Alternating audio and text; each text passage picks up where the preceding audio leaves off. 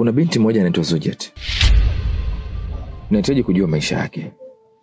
Nahitaji kujua kila anachokifanya tangia pale anapoamka asubuhi mpaka anapokwenda kulala usiku.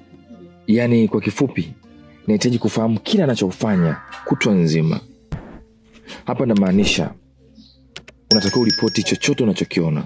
Hata kama akipiga chafya, hata kama akimeza mate, na hata kama akipepesa macho. Unatakiwa kujua. Unatakiwa niambie kwa wakati na kwa kila hatua. Na hii inahusisha watu wote anaokutana nao kwa siku hiyo. Nijue kakutana na nani, wapi, wakati gani na wamefanya nini. Unanielewa ninachokitaka? Ndio, nimekuelewa. Nahisi kazi yako umeleta mikono salama. Na nitakupa taarifa kwa muda mwafaka. Ila andaa mzigo wangu kabisa. Nahisi ni kazi ndogo, nitaimaliza mapema. Sawa, fanya kazi. Chocho kwa chocho, kona kwa chocho, ninakusaka malaika wangu. Haijalishi utakuwa wapi, popote nitakufuata. Umeushikilia moyo